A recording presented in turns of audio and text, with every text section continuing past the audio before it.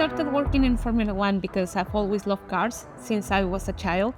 And I always wanted to work with luxury cars, like something more competitive, something more unique. So Formula One has always been an aspiration to me. When I started working, I was intrigued by how science and competition go together. And then when I started aeronautics, I was completely switched into it.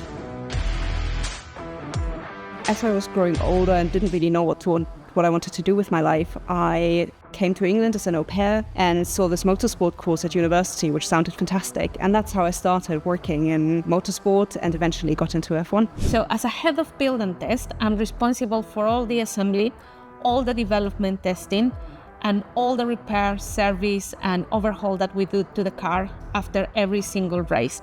Now, after the races, the components come back to us.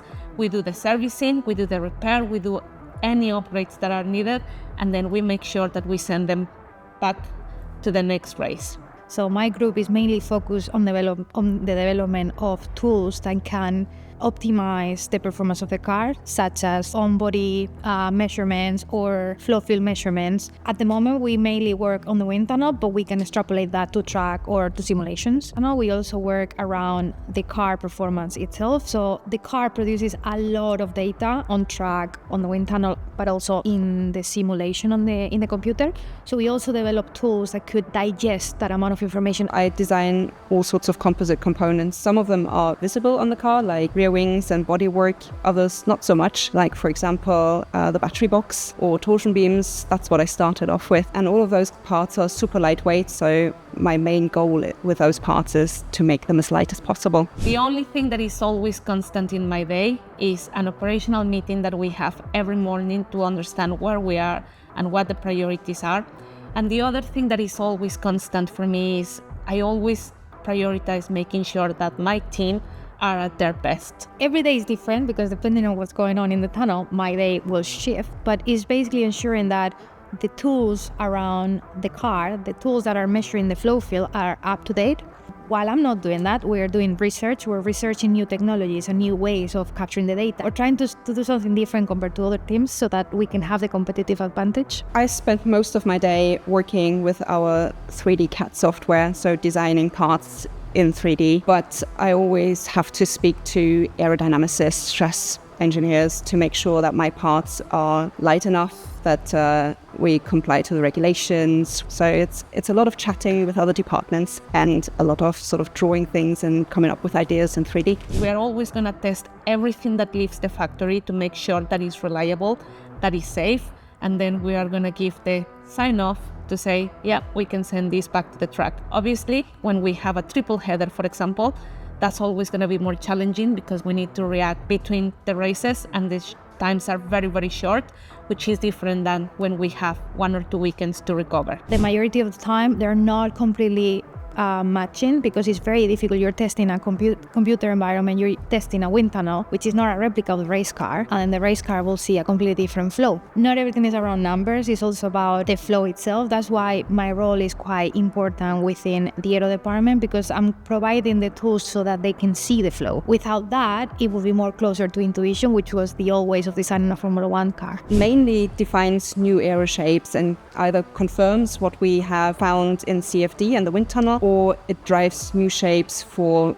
future performance. So, for example, I worked on rear wings for quite some time, and we have different downforce levels for different tracks, and this data will kind of drive new shapes for that. So what we do in my department is that we do the physical tests with a part of simulation to make sure that everything is working in the same tune. So, for example, when we test our transmissions, we are able to replicate all the information that we get from the track. We put the track data into our dyno, and we can run the transmission as if it was running in the real Abu Dhabi lab, for example.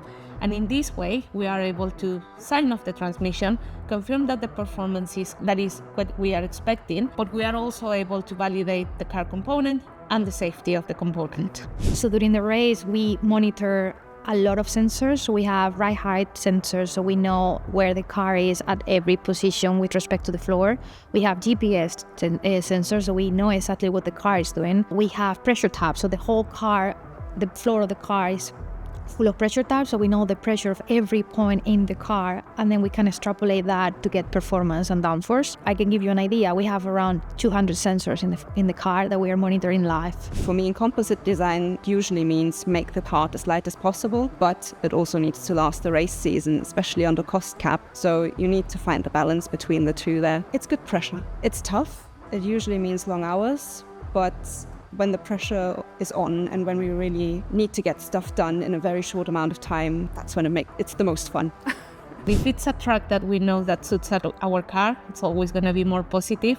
If we have any upgrades coming that we've been involved with, then we are always going to feel more excited. But once the race starts and then the things start taking their own place, anxious and concerns and nervousness feelings start coming up. It's quite exciting because you've put so much effort in just designing a very small area of a car. Like when I say a lot of effort, we are around 1,000 employees designing one car a year. So it's like a massive thing every time we test just a single component. So it's quite challenging, but also exciting. I don't usually get to see the final component. But when you see it on TV or even on the posters, like I said, I've done a lot of work on rear wings a while ago, and it's really cool. If we take into consideration that about 90% of the people of the Alpine Formula One team works in Enston to prepare the car to make it ready for going out of the track, then we can have a better picture of all the work that works in the factory.